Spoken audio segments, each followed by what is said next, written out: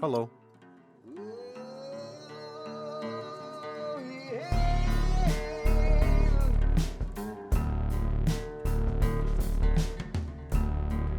What advice would you give me to touring a distillery? Keep your mouth shut. Oh no, I want to keep so much of this in, but I can't. Members only. Edit.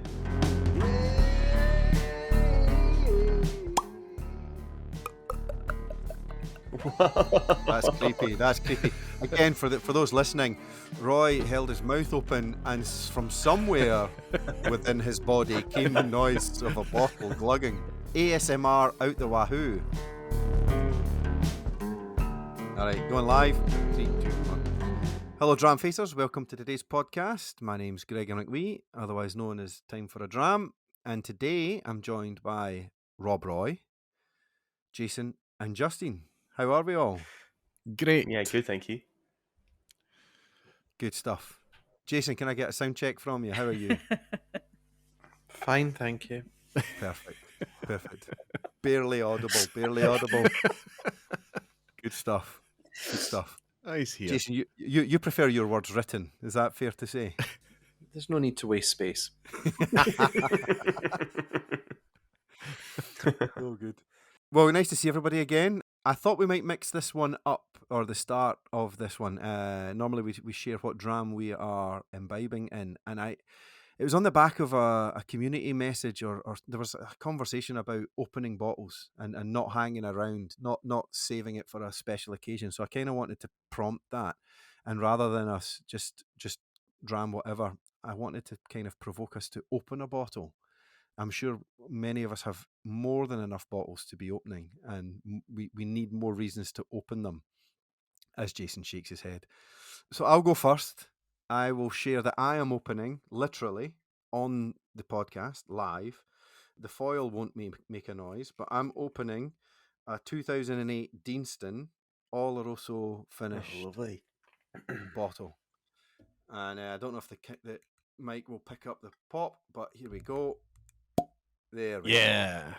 That bottle is now open. So I don't know who to pass to. Roy, have you got a bottle to hand that you want to open?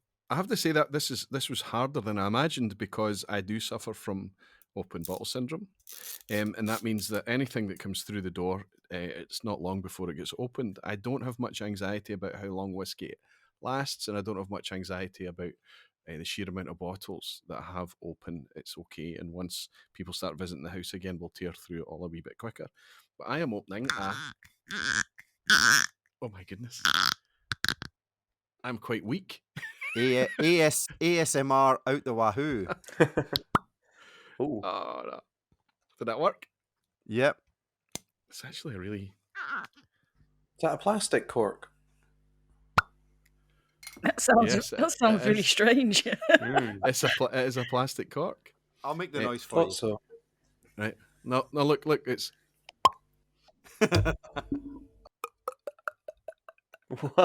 That's creepy. Again, for those listening, Roy held his mouth open, and from somewhere within his body came the noise of a bottle glugging. This is actually a 2007 North Star Spirits Diluting. A 14-year-old. I've had it here for a wee while. It's only been a few months. I got it middle of last year. So it's their series 15. 14 years old, 52.5% ABV. This was a recommendation. There was a couple of people talking about it when it was out at the time, being one of the picks from that release. So it'll be the first time I'm trying it tonight. And another bottle open on the shelves. While Roy was waxing lyrical, I sipped my neck pour. And if a neck pour is not as good as the rest of the bottle, this is going to be a good bottle. Oh, my word. Jason, can I convince you to open a bottle? Well, I opened 3 yesterday, so I'm just going to use one of them, I'm Fair afraid. play. So, with the powers of audio editing, you're opening for the first time. Ben Nevis 9-year-old that's been finished in a Cromarty Brewery double rocker beer cask. A double rocker. I was just about to say it must be a Tomo Brothers. Yeah. Yeah, so Now, We'll was see, Ben we'll Nevis see. was Ben Nevis not talked about a few weeks ago on one of the notes? I think, Correct me if I'm wrong. yeah, I think in the podcast where you asked about what is a dirty whiskey, or I think somebody mentioned Ben Nevis. Ben Nevis was dirty to one of them. Okay. Yeah, I think that was Yeah, and I'm drinking Justine's Dirty Dilution.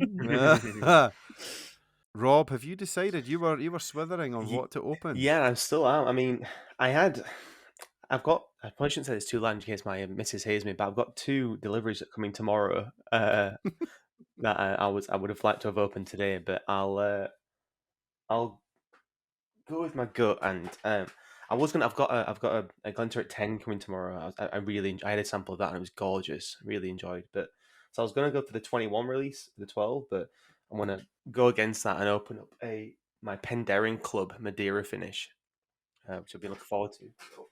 Very in keeping with the World Cup qualifiers, an Englishman is licking his lips at the thought of a Welsh whiskey. Well, I got to try this or a Scotch during the tour, and it was. I mean, it's if anyone's tried Penderyn, you're very aware that Madeira is their house style.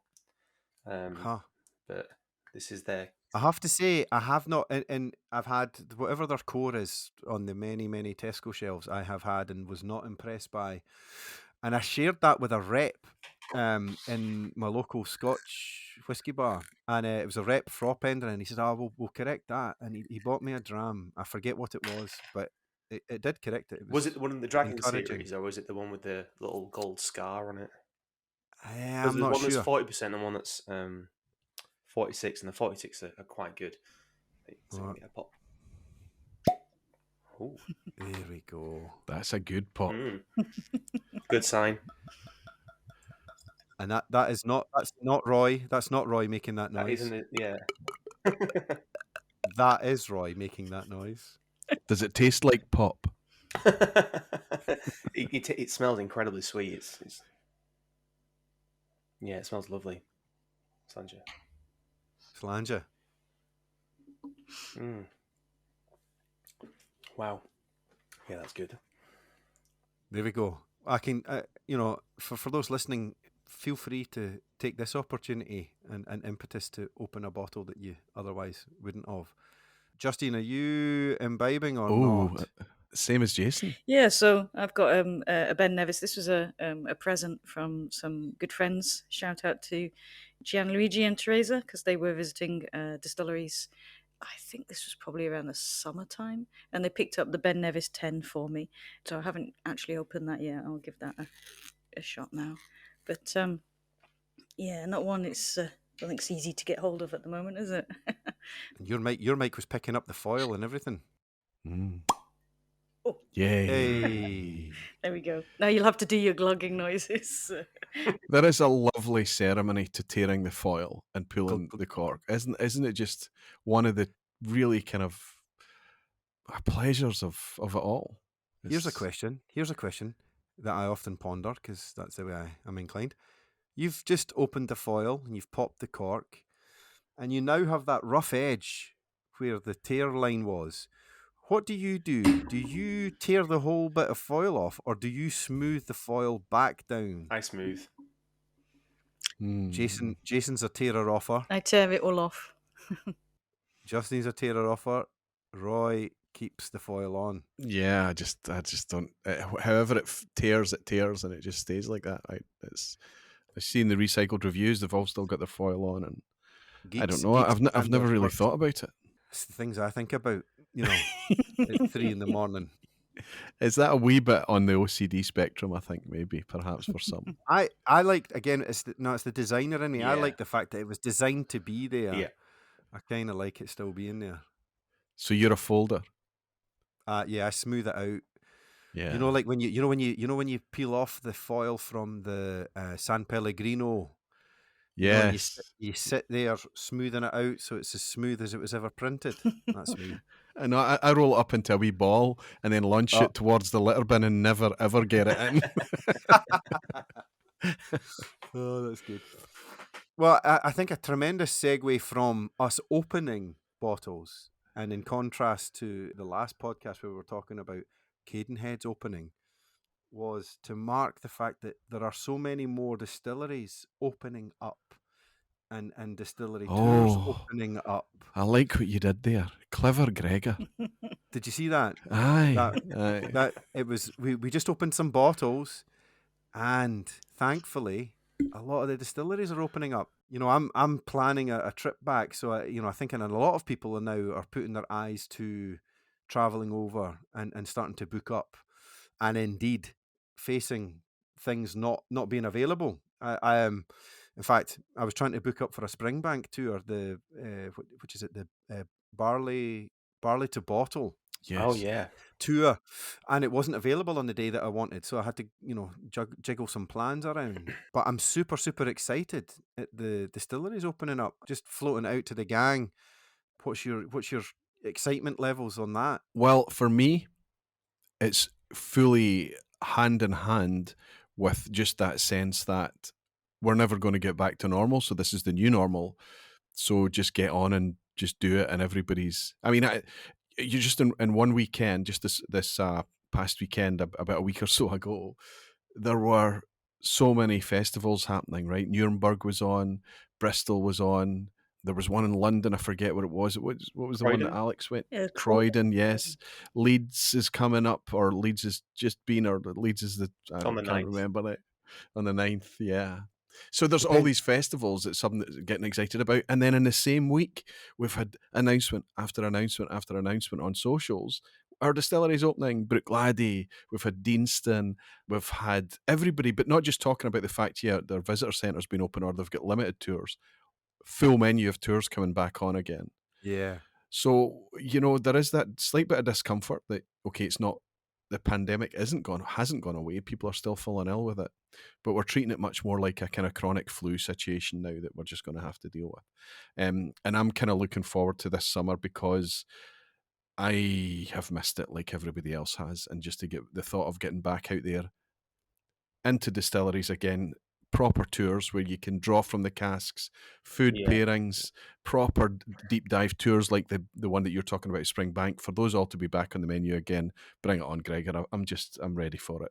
Rob, you're quite new along in your journey. Have you done many distillery tours yet? Or Oh yeah. Well, I the first one I did, I think it's known that I'm a massive Deanston fan, and the first one I ever went to was a Deanston. It was just on the tail end of everything, kind of like opening up, and fortunately, it was just me on this tour. oh, that's the best. That's the best. It was incredible. Yeah, it was. Yeah. And I had to, for the most part, I had to walk around with a mask on. But obviously, it was just because it was me there. He just let me walk straight into the middle of the barrel room, and take my mask off, and just breathe deeply. And it really, if anyone listening who hasn't been to distillery, it's everything and more that people say it is. It's glorious. But then the proper, because I couldn't actually go and see the stills and everything. It was just a tasting. The bottle I opened today is the Penderyn. Was my first like proper tour, and it was fantastic. It was great. The guy who took us around, it was fascinating. And you have to say there's a connection you have now with Penderyn, having been there, right? That Yeah, absolutely. didn't exist before. No. It's a curious one. He really kind of, because you get thrown into the middle of it all. It becomes real. It's not just a glass bottle with a liquid inside. It becomes something else. And you're right. Yeah, I mean, to go back to Deanston, like it's become my kind of like fondness for Deanston has grown even more because of being able to go. So Yeah, absolutely. Jason, can I ask you? I'm assuming. I think it's fair to assume you've been to a few distilleries. Of all the tours, and I think we can all agree, once you've been on one regular tour, they tend to blend into the same thing. Maybe curious to hear your thoughts, or what distillery have you visited, and for what reason was it the most memorable? I'd have to think about that one, to be honest with you. I'll give you 5, 4. I mean, I did a VIP event at Brora, stuff like that, but that's not the reflective of what people can go on. So Deanston's nice. One of the special tours at Bowmore's nice, although the whiskey's not that great. Now, remember, we're trying to keep this podcast positive.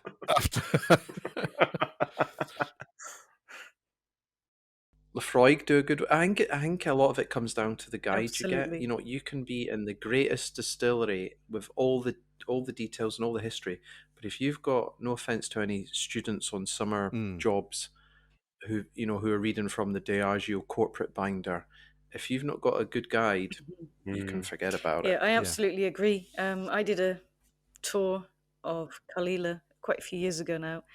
Kalila, I'd say, is my desert island dram. If I only could ever choose one whiskey, it would be that. And yeah, the tour was just a bit dreadful, really. And the person who was doing the tour quite openly admitted that they actually didn't like whiskey. So already you're like, Wow. oh, okay. Having said that, I rocked up to Glenallachie. This was like the end of 2019. So I think it was one of the last ones I did before lockdown. And I turned up to the distillery, hadn't booked the tour. They said, oh, look, the next tour isn't for like a couple of hours. And I'm like, oh, okay, don't worry, I'll go and I'll come back. And then one of the guides was like, oh, do you know what? I'm not doing anything. I'll just show you around. So it was just like me on this tour with the guy who used to be a distiller, actually at Glenmurray Distillery. So it was the real geeks like version, and I was the only one on the tour, and it was absolutely superb. So when people go above and beyond and just do something a little bit extra, that really makes the tour for people, I think, rather than, as you say, Jason, reading from a script and talking about the happy cows and all that nonsense. That's the bit that people kind of switch off with. But yeah, and all the old punchline tropes. That and that's, I think, when you do get a tour guide like that. I mean, PSA, right? Public service announcement for any of the companies that's listening in.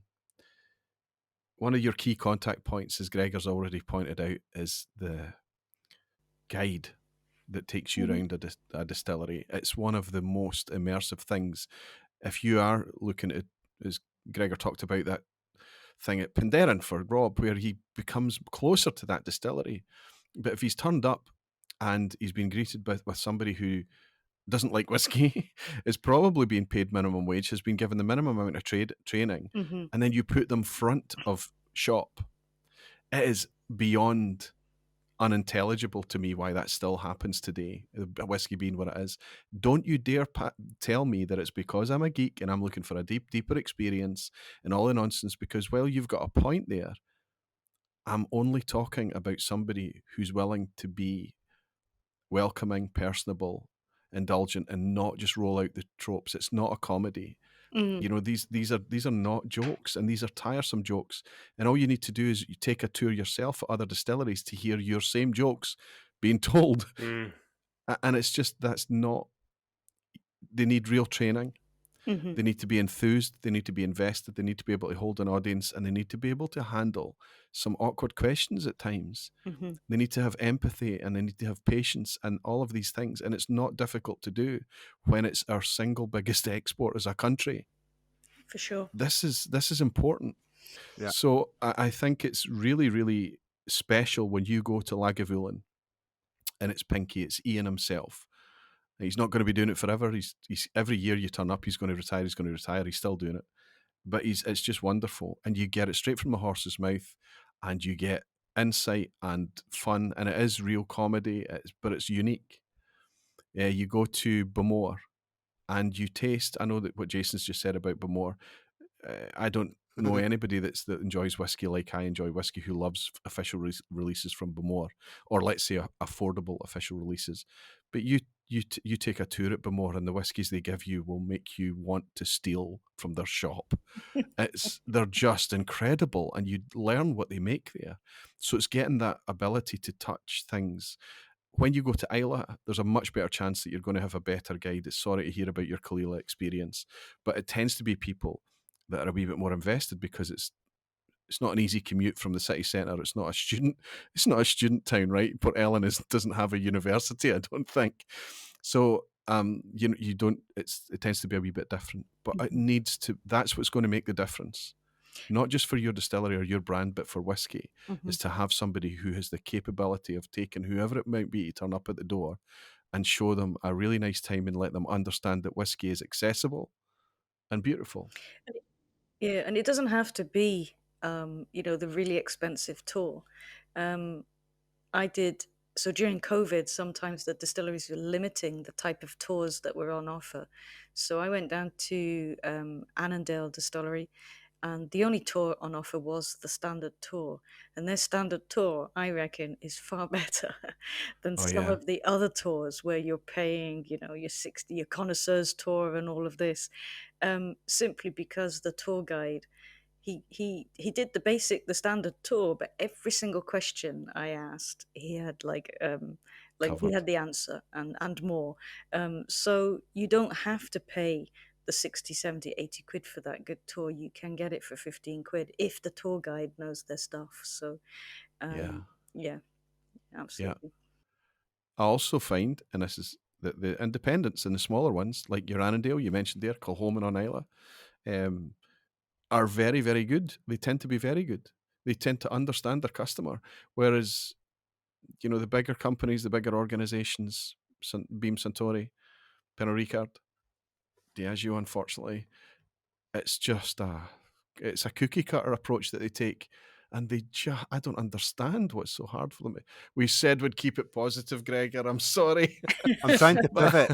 I'm doing my best. This might stretch even the Deanston's effect on me on turning this into a positive. I'm being quiet as well, so I'm trying to funnel the positivity.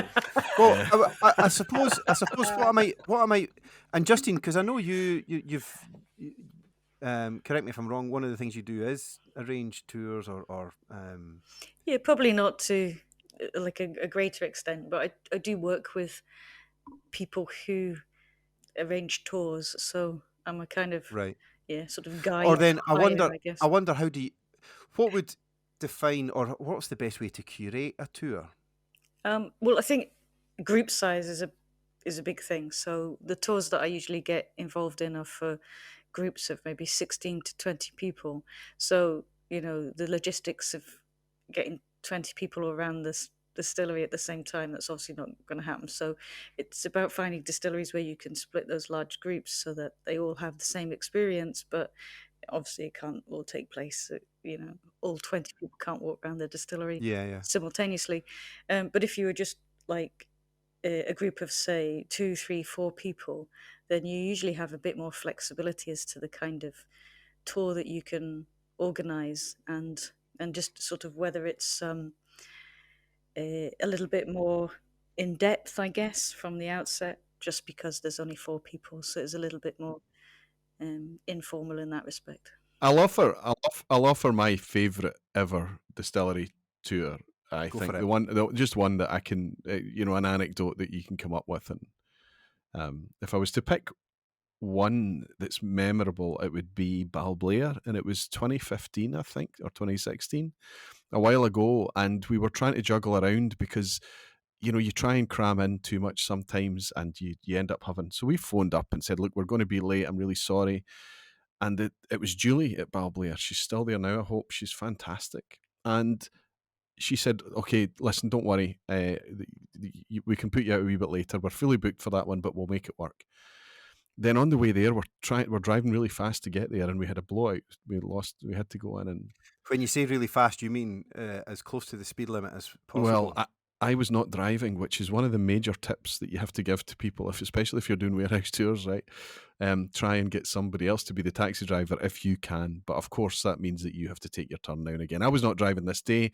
We had a vibration coming from the front of the car, and we will all just put it down to a bearing or something. We'll make it work. But no, it was a flat tire. We had a blowout. We were later. So eventually we had to phone Balblair and say, "Look, we can't even make the delayed tour." And she said, "Look, when can you get here?" And they were going to be closed when we arrived, and she said, "Just come along if you still want to." She stayed behind for us. We turned up to a closed distillery, and she gave us the full tour. And I'm suspicious she even spent a wee bit more time hanging out with us because we were genuinely appreciative and we were polite to her. and we were really nice, and she was nice back, and it was just an amazing time. The handfill at the time was really good value too. It was 85 quid, and it was knock you on your backside. Gregor, you would have loved it. It was Oloroso. And hello.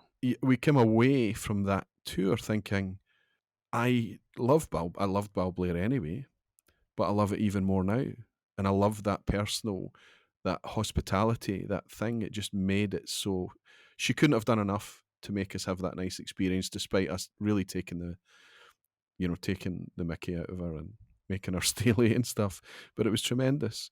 It just hits that one person. Yeah, exactly. It just takes that one person who, and it can't always be Ian at Lagavulin, it can't always be Julie at Balblair, it can't always be Gordon Dundas at Glengoyne, it can't always, that's not going to happen all the time. But the person who's taken the tour, invest in them, give them training, don't bring them on at living wage or minimum wage, because they are generating more for your business when done properly than a lot of the ambassadors potentially out there, I think, especially in these high footfall distilleries like Arran, Glengoyne, Edredour, Dalwhinnie, so many others. If there's a good tour guide in place, they really do a great job of creating people who love whiskey even more than when they stepped in the door, but also making them, as you quite rightly admitted, Rob and Gregor, being more on brand and invested in their brand and enjoying their brand more. I think to date, in the few, I can't think how many I've seen or done, but I think for me there's two that stand out. One would be the Glengoyne Distillery Tour, and it was not to contrast too much with you, Justine, but that was because it was the blend. I think it was the master blender one, right? And you sit and blend your own, and it was fantastic. It was great. I can't recommend it enough. The other is the flip side of this, of what we were talking about, of the person being important. I was lucky enough to bend Scott Adamson's ear enough that he gave my wife and I a whistle stop tour of Tomatin. We had our 6-month-old son with us and my mother-in-law, and he doesn't do tours now, right? But he, no. I think he saw the passion enough. But as we were talking, there was a moment that stood out. What I was going to say was, I do think there's a technique. It sounds contrived, but as long as you come across as passionate and ingratiate, I think it can unlock things and experiences to a level. And I did that with Scott, and I remember we were stood in the warehouse 6, is it 7? I don't know. And we were talking just as a human to human, and it was, and I quizzed him. I said, Scott, do you ever just come? And again, it came from a place of passion. I said, do you ever come and just sit here and just sit with a dram? And we're in the dunnage, and it was fusty and all the things that we know creates magic. And I says to him, yeah, do you ever just sit here and just contemplate? And something happened in that moment. He might remember it or not, but he says, or it lit something in him, and he says, no, come here. And we went upstairs to this dunnage. Yeah. And he said, no, this is where I sit. And he took me to a couple of special casks. But it was just that moment that unlocked that was fantastic and magical. And, I'm hoping for many moments like that. And of course they are probably few and far between, but I look to all of the things opening up with optimism to be that yin, to be the yin to Jason's yang, shall we say? Well, I think take Jason's point that we've edited it out. Nobody's heard his point, but his point was along the lines of don't be that guy on the tour or that girl on the tour. No, it's usually a guy. Sorry. Yes. Everybody accepts, that on a tour there's going to be somebody who knows nothing, and there's a high chance that there's going to be somebody who knows something, potentially a lot. But you don't need to demonstrate that in your questioning or asking and things, and you don't need to. You don't need to show off. Yeah, you don't need to show off. Let it go. Just let the person do their thing. And like Jason said, if there's anything that you think is just to interest you, that you're going to be interested in, nobody else in the tour is going to be interested in, ask the tour guide a bit later or in a quiet moment or whatever. Because that does detract from everybody else, because it's not about how much you know. right? And it's not about how much you want to extract from your tour, because you can still do that on the quiet. I think that if you come across, Gregor, your point is perfect. If you come across enthusiastic and impassioned and excited to be there, you ignite that same passion in the person that's taking you around, no doubt. I know where Scott Adamson took you, and there's a wee stone window, a wee kind of stone framed window, a wee old ancient window over, and there's a table over there. And we went over and we sat at that table and we looked out onto one of the ugliest distilleries in Scotland, quite honestly, Tomatin. And it felt like paradise. It was just wonderful. And that's one of the tours I was driving. And it can still happen because you get that frisson of passion and genuinely just loving being there, loving the privilege of being in the spot where this elixir is produced.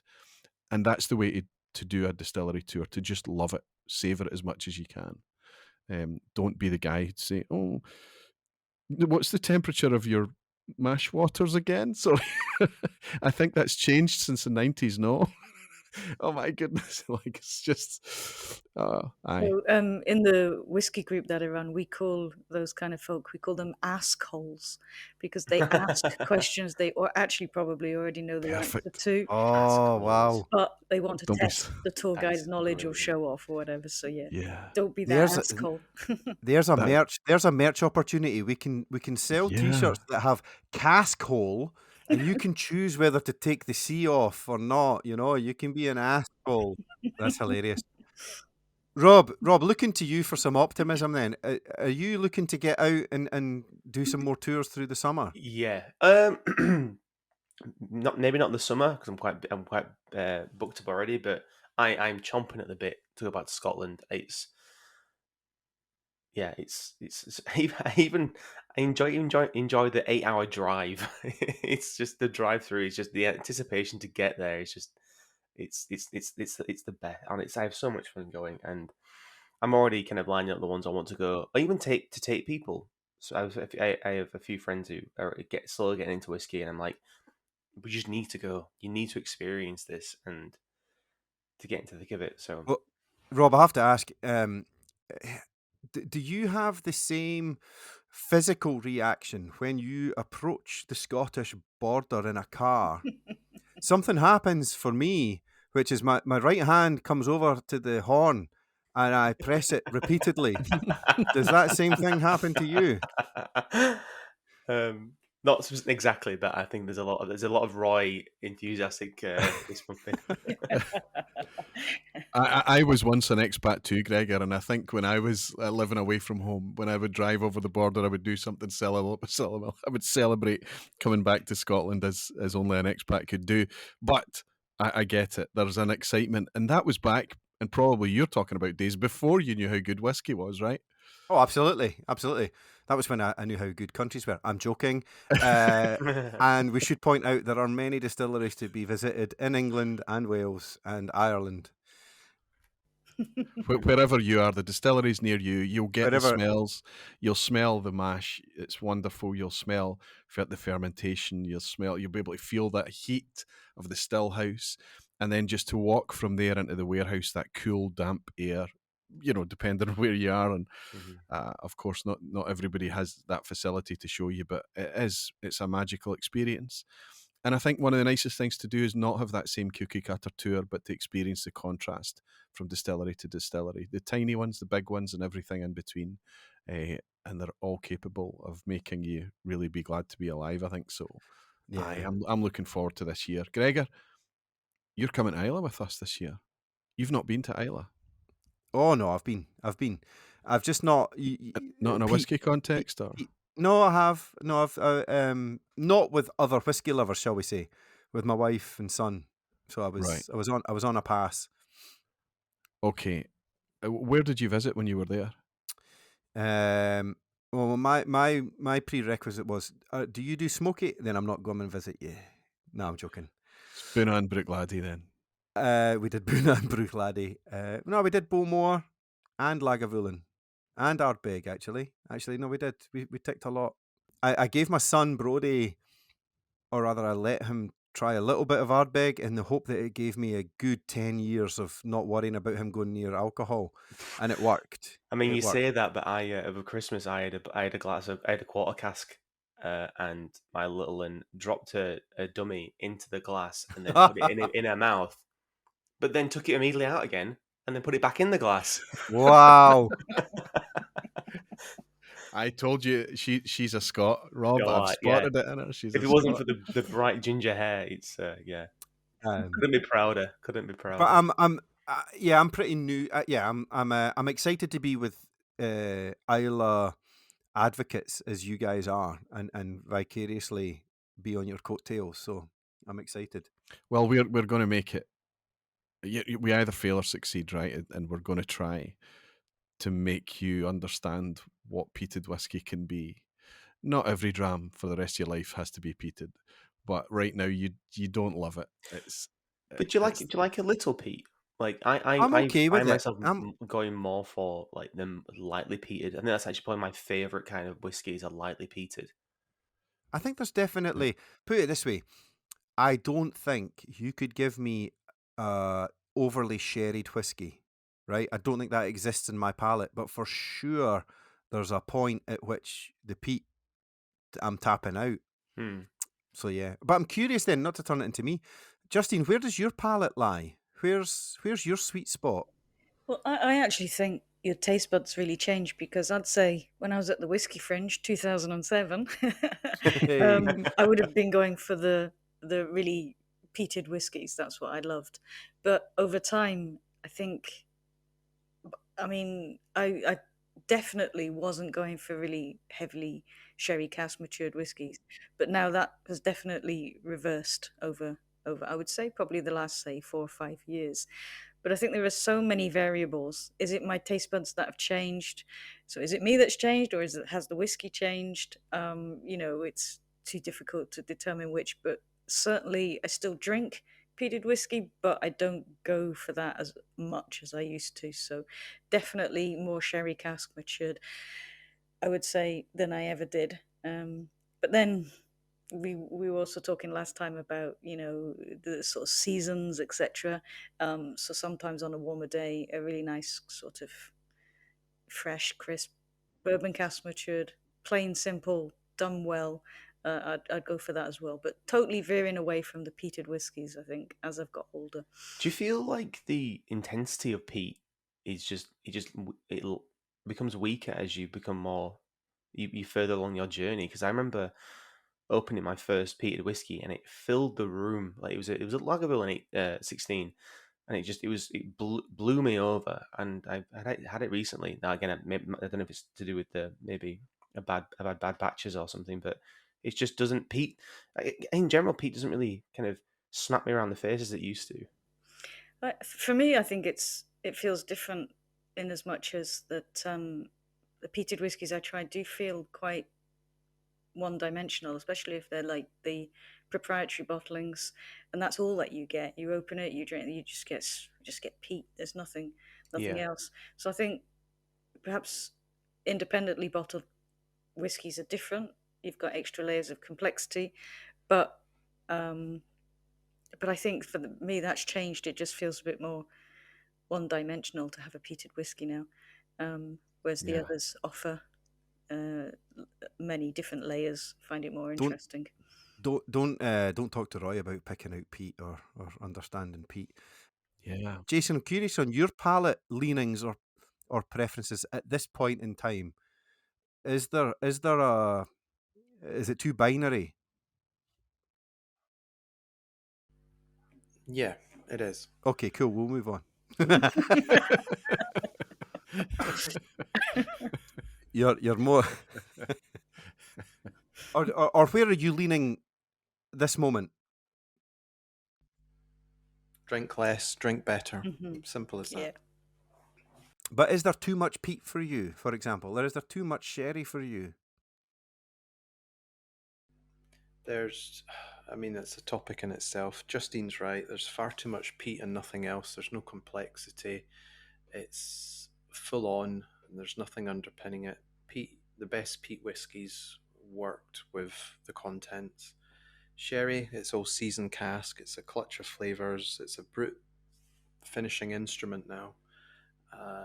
People are drinking sherried whiskey, and they'd be better off drinking sherry and save themselves some money.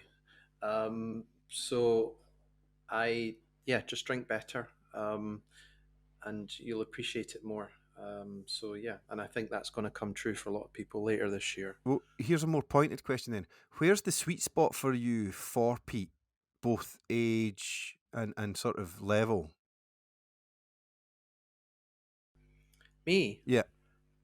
Judge Dredd. Are you trying to get to talk too much here? Come on. Ardmore. Ardmore, okay, yeah. Not an Isla Peat. Isla Peat's totally overrated and overpriced. Mark Watt got it right. Isla's going to sink eventually with the number of distilleries and casks it's got on it. Ardmore, Highland Peat's just got more. I mean, you've got the heavy floral peat of Highland Park, but I think Ardmore is affordable. It's overlooked, and I think they've been peating longer than most distilleries, and they've never changed. And I think it's like Justine said with Kalila, which is a little bit pricey now. I think Ardmore's just got that little bit of everything, and it's a good all-rounder. So that would be me used up all my words now. That's good. That's good. I might circle back. I'll pull you back out for a couple. Rob, where are you with peat? Remind me. It depends what kind of mood I'm in, because one of my favorite bottles is the Leche 10, and Right. that's pretty peaty. But then I like quite softly peated bottles. It's the one that stands out that's slightly soft. There was a John Walker, the Celebration bottle that was like ever so slightly peated. And it was perfect for me. Yeah. Peat as well is one of these really interesting things in whiskey that at a young age, it is all about the peat. And Jason talked about underpinning and about the peat being heavy-handed and, a one-trick pony perhaps when it's at a young age, especially lots of young Isla expressions potentially. But there's lots of folk out there doing that, and they're bringing a very, very peaty, smoky product for people who love a very peaty, smoky product.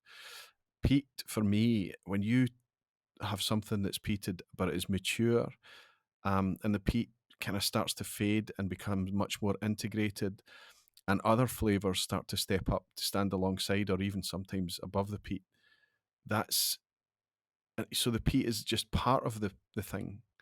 Often for me, because I dial out peat so easily, Gregor, as you hinted towards there at the start of this thing, is that it's the empty glass for me, that I smell the empty glass before I realise just how smoky or peaty the whiskey was.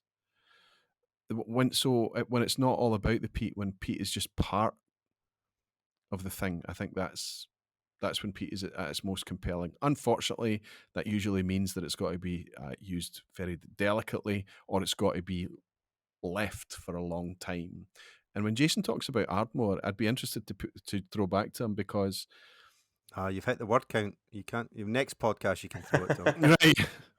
Yeah, I just to ask him, the Ardmores that he's enjoying are any single-digit age. Dramatic pause.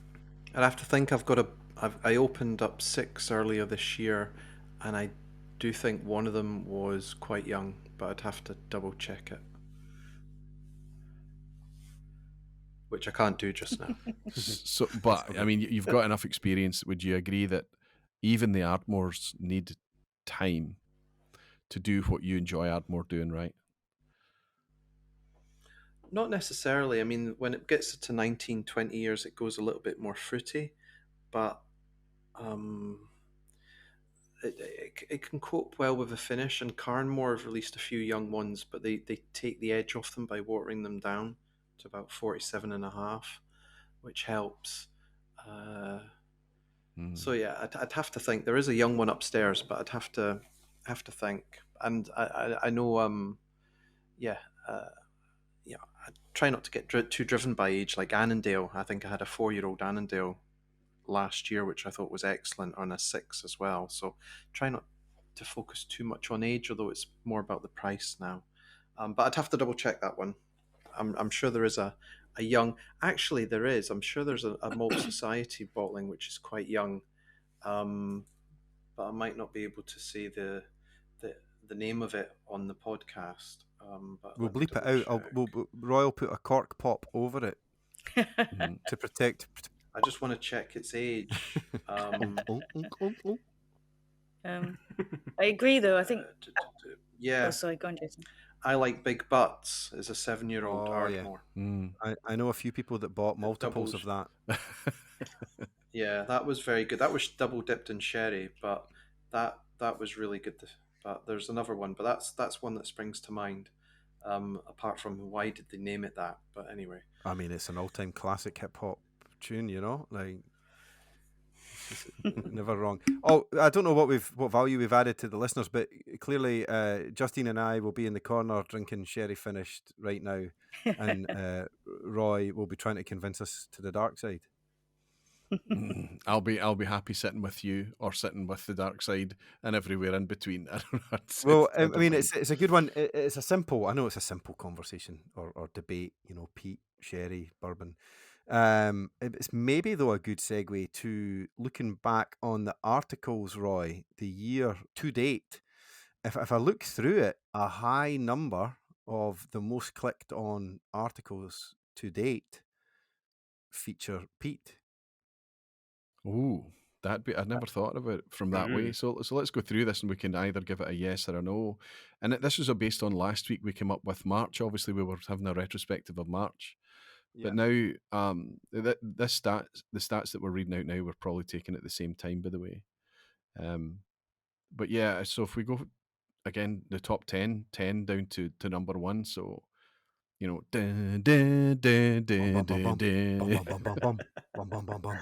Compass Box at number 10, the Orchard House, has peat in it. It's got a wee bit of Kalila in there. Yep. Number 9 is Ardbeg 10 versus Ardbeg Fermutation. Wow. Then the article at number 8 is actually a feature on Glasgow's Whisky Festival. So there was definitely peat involved there. Ardnamurchan is next. And that's a comparison. That was a Dallas piece. And he compared a few different Ardnamurchans. So there would have been definitely at least one of them would have been peated. Then next, Campbellton Loch, peated. There was peat in that. Springbank 10, peated. Dramface exclusive, new Ardnamurchan cast strength. Well, we know that to be peated. Springbank 15-year-old peated. Springbank 25-year-old peated. And the number one article is Clynelish 14. I'll put that out to the gallery. Is it? It is. I've always marked it down as lightly peated. I had it. It's savoury for me. Yeah. I mean, there might be a hint, like but it would be down in the realms of 1 or 2 ppms or something, right? But again, Roy, 2 to 3 ppm. if we've got if any of Team Dramface are the peat detector, it's not yourself. It's not going to be me. However, if you do pour a dram and enjoy it and leave the empty glass. If there is peat, it usually is given up in the empty glass. So I have to say we've talked on this in the past though. It is one of life's great pleasures is leaving your glass wherever you are drinking it on the night, and then in the morning when you clean up, as you walk to go and clean it, just you give it a little nose, and it's so different. Absolutely, I call it the lazy git. but it's pleasurable. It's very pleasurable. And sometimes if I take a dram to the sofa, I sit and, if you finish the whiskey, I mean, my kids will look and say, Dad, you've been sitting nosing an empty glass for all of this movie. And I'm like, aye, but isn't really nice. Something else that would have gone live, or I think it would have gone live since this podcast, was the feature article on the Ukraine piece. Now I've kind of glanced through it. I've not read it myself yet. Roy, has there been any reception to that yet? I read the piece when I got early access to it. I read the piece when it was in the subs folder.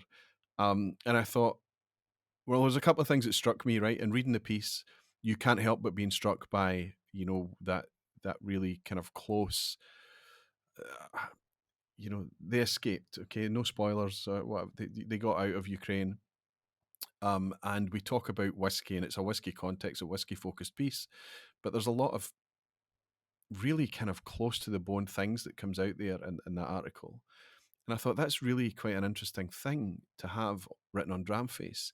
And then I realised that one of the very first articles that was written on Dramface was a Ukrainian sci-fi on release. It was a Douglas laying, was it a Kalila? I think it was a Kalila. And what struck me is, wow, we've already had one of these bottles on here, but that was released before. The only trouble in Ukraine was a heavily militarized border with Russia back then, right? That's all that was happening. And now we're in this crazy situation. So to have that piece on a whiskey site, to be able to read about it in a whiskey context and then get that reflection and that story, I thought that was, what an article to have. And thank goodness that the words that come out are really pragmatic, positive. There's a positive spin on it. For anybody that's listening that's not read it, I suppose it would be spoilers. But Jason, you could probably give us some insight into that article. That is the one article I wanted to bring up, Gregor. So I'm glad you did. It's not much to say. I mean, if you've got that bottle and that bottle's made that trip, and you're faced with a person that's endured that, then that's the only thing you need to write about. So, to me, you've got reviews, and reviews are reviews. I think of reviews a bit like the Beatles or the Pixies, chorus, verse, chorus. You know what you're getting with a review. Whereas the features are more. I had Rose asked me to try and describe the features or what we wanted in features, and I couldn't do it because even if you go to create a template in features, the template for the features articles is blank. That's right. Whereas the reviews is pre-populated with a lot of it. So the features articles to me is the most exciting part of the site because it's almost like the Captain Beefheart. Musically, I needed Scott here to go through this with me, but you've got total freedom to do what you like.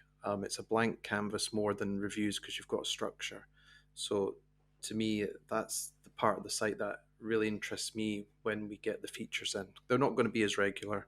They're not going to be as constant. But they're not going to be predictable. They're not going to be what you expect in any shape or form. So that one was a chance to take a bottle that could have been a review, but actually, sitting opposite Antonioli, just up the road here, maybe about a fortnight after he got out of the Ukraine with his kids and his wife, and you're just sitting there, and the guy's obviously sitting in a free country, and he's still being positive about the future, about his country. You thought, well, that's the only thing you can really do with it. Yeah. So I'm glad it turned out the way it did.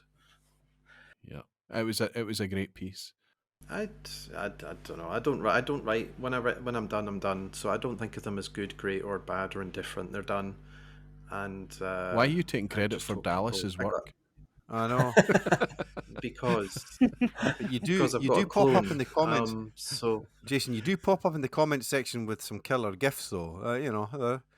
You might look back in that way. I'm just trying to encourage people that the facility's there, so I should get into the emojis more as well. But I think, I mean, the gift thing it's just a bit of fun, isn't it? So you type in a word and you see what's there. So some of them are quite bad, but there's a couple of really good ones. I think there's a just a bit of there's fun. an unspoken creativity between linking the tone that you're trying to hit and the GIF. Oh, aye. And as far as you can stretch that and as close to the bone as you can get, all the better. Yeah. So if you comment on an article on Dramface, you might get treated to a gift of a GIF from Dallas. I think that is as weighty as an 8 out of 10 is getting a reaction, a rise out of Judge Dredd in the format of a GIF.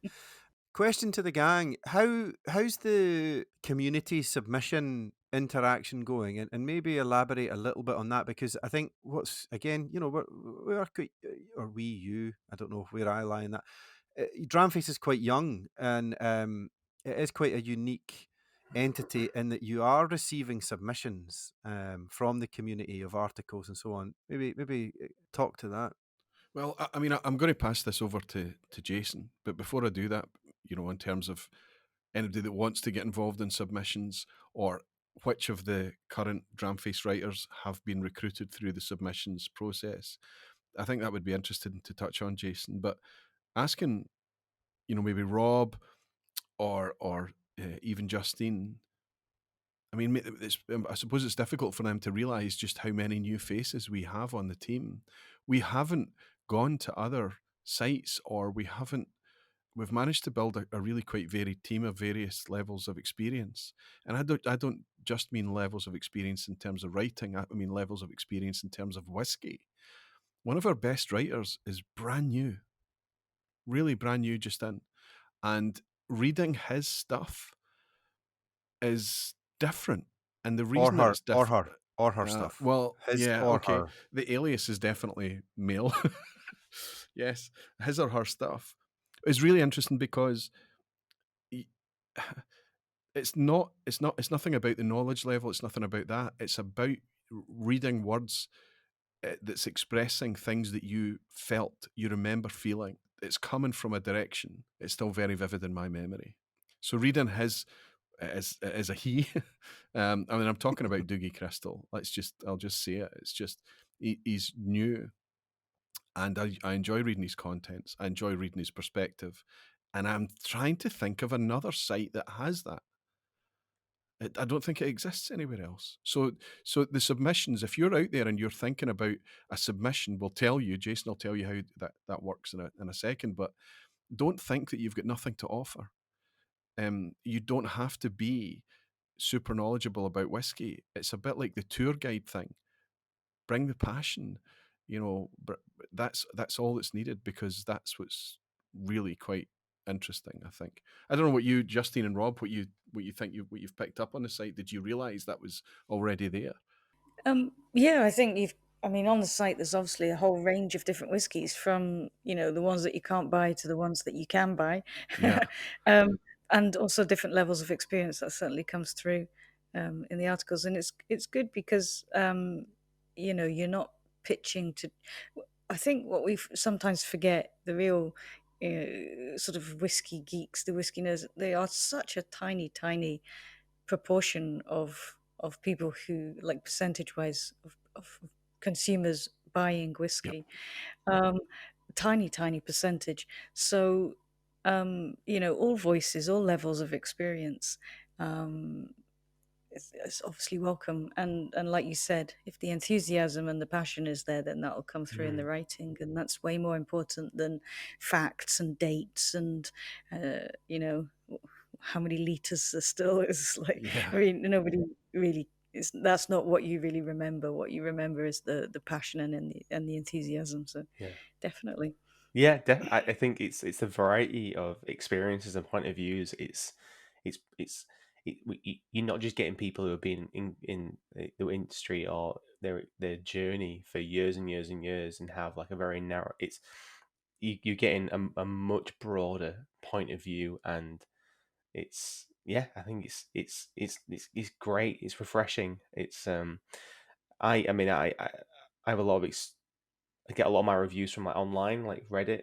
That is very much it's an open forum for anyone to contribute their thoughts and opinions, and we're trying to do something very similar in the sense of, like, we want to hear everybody. You don't need to be an ex-master distiller to give your like granular point of view of one bottle. It's just like, I mean, when I saw the famous grouse pop up on the site, I was like, this is great. This is exactly what we need. Yep. So what's the submissions process, Jason? What's our policy on people that want to contribute? Well, Dallas would be the person to speak to about that, but I'm guessing In his there isn't absence. really. What you're all saying is there are no barriers, really. You can be the most experienced or you can be the most inexperienced. It doesn't matter. Got the alias format. We've got. We just need people to be confident and be happy being themselves. Don't try to be somebody else to fit in with the crowd.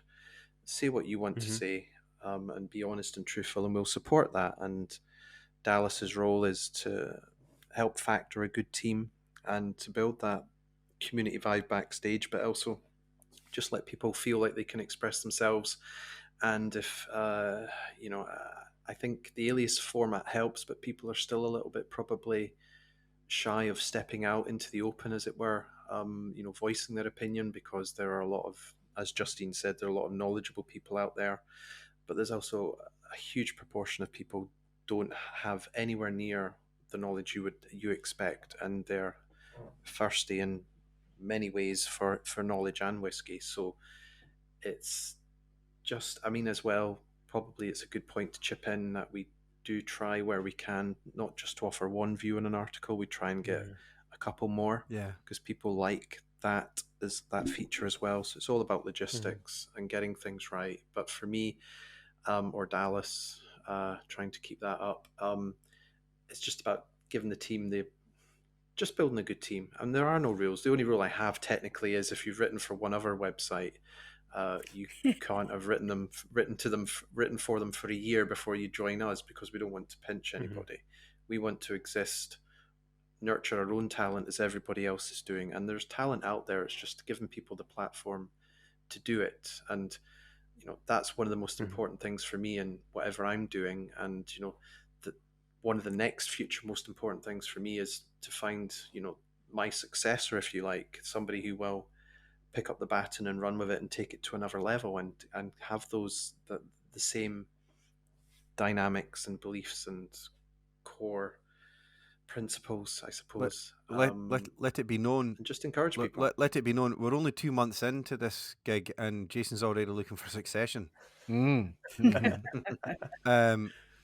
But that's, I mean, what is it? What am I? Editor.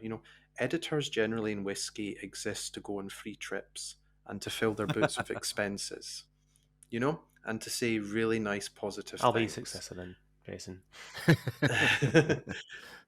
Qualified. To me, it's not You're qualified. Yeah. It's got nothing to do with that for me. It's about giving people a voice, giving people a platform, giving people a place they can go to every day, like in Cheers, I suppose, at the bar.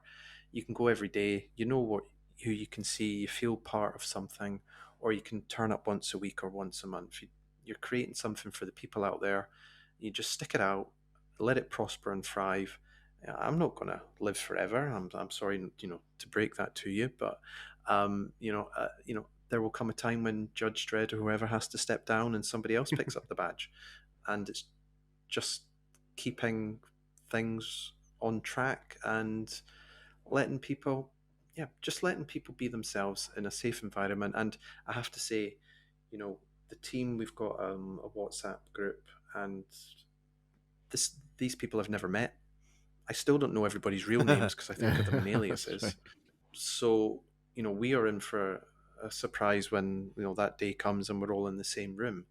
But I think that's part of the thing. It's a good community backstage, and I think that carries into the front of house as well. And if you've got that, then job's done, really, I think. All I can say is the Dramface Christmas party is going to be an interesting one. Anybody can rock up and say, "Yep, that's me. Buy me my drinks." I don't think that's as ridiculous an idea as it might first seem, because we're so used to getting together virtually, right? So we can do it virtually. And if there's an appetite or the ability for us to, because we would like to recruit people from all over the planet, right? Not just here in Scotland or the British Isles. We're talking about, we already have people on board from North America, from mainland Europe, from Asia, plus people that's much more closer to home, and we want to continue. Are we recruiting now, Jason? Well, we're not going through LinkedIn profiles or headhunting people. The door's always there, so it's just about people dropping us an email and saying what's the chat. Or I think we've had a few people pitch ideas to us. We've met one or two people online virtually as well, just to chat things over. So we're very accommodating if people are interested, and if people have got certain skills or they want to do something in a pet project, then yep, drop us a message or get in touch, and we're all ears. I mean, like I said earlier, you might not want to do reviews. You might find that format really boring. You might not want to score. You might not want to give an opinion, but you might have some of the greatest whiskey anecdotes ever, or you've worked in a shop and you can give us, a totally that sounds different, great. the other side of the counter. Those things, so that the door's a revolving door. Jason, I'm going to submit an article and use only GIFs. See how that one goes. I've got two community pullouts, and then I'd love to round off. I am a distillery. There was a fascinating pullout here on. It was actually Dallas's Wax House review, and Wax House themselves responded in a tweet, which I thought was fantastic. They said, "It's so great to see people reviewing any of our bottlings. Many thanks. Hopefully we can do even better with release 6, which is coming soon. This one definitely needs no more time in the cask." I think that's great. I love to see that interaction. And it's that humility, right? It wasn't a particularly glowing review. What was it? Did Dallas score that as a 5? 5. So, average in a good way, a Glenelgan, right? That Wax House. But they were just like, okay, somebody's actually picking up our product and talking about it. We appreciate that, and we appreciate the feedback of this. I picked up that comment. It was cool to read. Absolutely. Actually, I said there was 2. There's a third one I want to talk to first. Andy Hotpants said, "Multi-pack crisps is where it's at. You can stop guilt-free and carry on another day." I loved it. But it's a couple of weeks old now, but I didn't catch it in the last one. Gary's Glencairn, your comment was noted, and it was very well received through all of us. You were talking about, thanks for the website and the podcast. Enjoy reading every day. But you picked up on what we pointed out, which was that the podcast allows introverts to feel the part of the conversation, and you felt seen in a good way, even going as far as to say that that's you in a pub and a club, or even a family social setting, and enjoy the work. Whenever you see us in a pub, you owe us all a drink. I think most of the team were magnanimous in that and said, "No, you don't owe us anything, but I'll take a daft mill. Thank you very much." But that was awesome. Maybe round off then. Jason, have you got your I am a distillery to hand? Oh yeah. Okay. Yeah, if you're all set. Okay, Rob, you and we need to commit anything in the first few. Just offset last week's. Yeah. So last week nobody got it right. Justine won. She hosted it and nobody guessed. What was it, Justine McDuff, wasn't it? Yep, McDuff. Yeah, that's right. A distillery named after me, and I couldn't get it. Aye, named after me. Jeez. Okay. All set? Yep. Okay. Sorry. I am a distillery. How does it go, Gregor? This is a game where you start with the first one. The first question is, or first fact is, Jason is a distillery.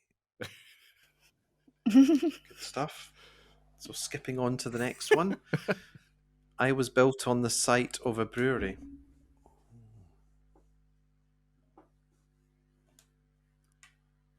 Bum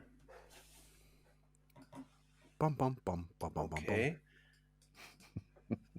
I was badly damaged by fire.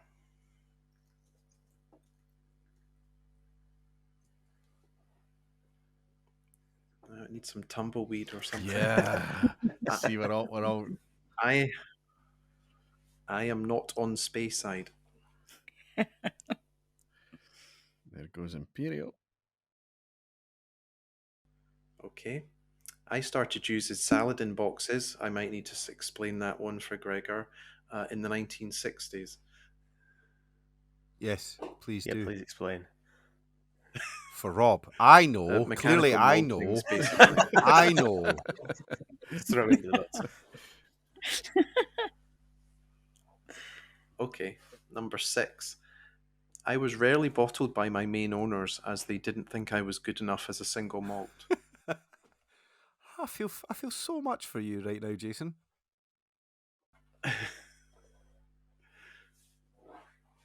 Oh, wow. I think I did quite well to type these up quickly. Mm-hmm. Wow. Okay. Okay. I have Glen in my name. Glen Elgin. Not on Speyside, bud. I know. I just threw that out. Ah, dear. For a second, Okay. Rob was concerned. People are Well, I was going to shout out something else as well, but I was like, oh. concentrating here. Okay, here we go. I used very unusual D-shaped worm tubs. Oh my goodness. There's probably somebody in Germany jumping up and down with the answer right now. Yeah, I mean, I thought the idea was that it went from obscure to obvious, but we're just having various obscures. Yeah. Justine, you set a dangerous precedent on the last week's. Yeah. Okay. Okay. I was based in Inverness. I'm gonna say Glenville because it's the obvious. Well, okay, I'll say Glenalbin. Oh. It was one or the other. There is a third distillery if you want to but go Melbourne for it. isn't a Glen, so Exactly. I was on the banks of the Caledonian Canal. ooh, Yep. Okay, it's Glenalbin. I am Glenalbin. Oh, you're right. But that was pure luck. And do you know what made me? I actually thought Glenvor was on the canal. Is that wrong? They both are. Ah, okay. They're both on the canal. Okay, so I thought I'd got it wrong there as soon as. So I got it right. Why am I not happy? Why am I not? Because it's just, I mean, my only takeaway was there's a Caledonian Canal.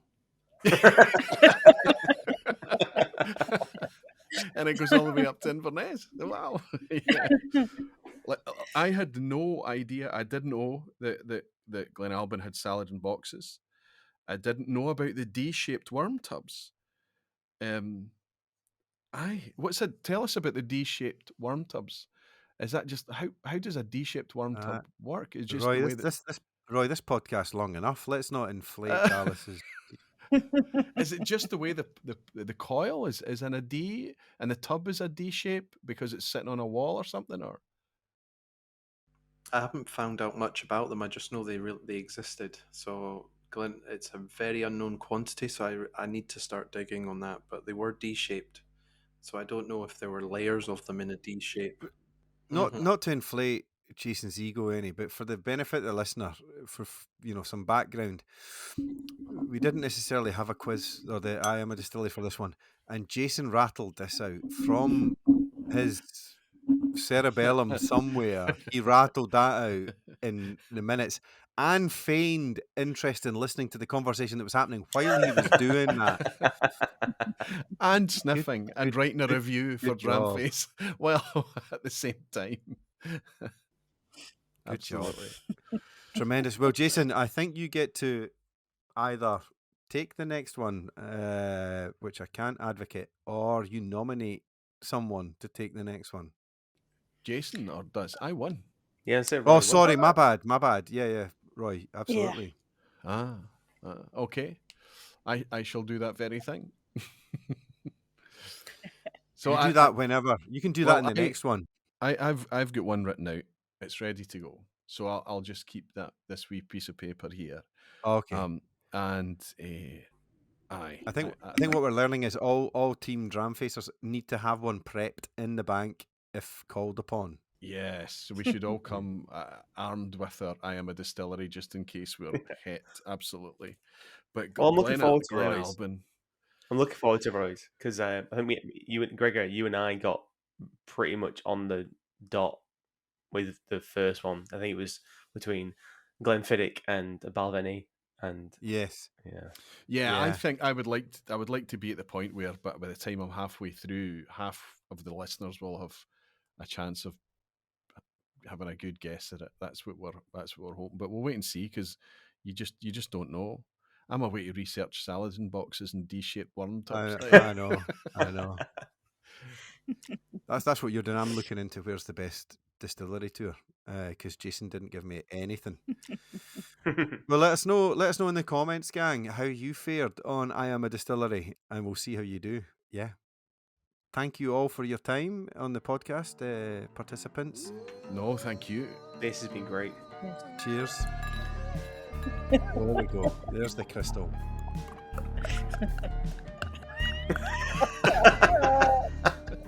And again, for the benefit of the listeners, that was alarmingly coming from somewhere within Roy's body.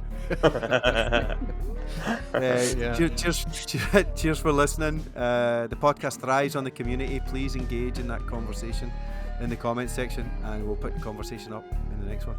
Cheers all. Cheers. Cheers. Cheers.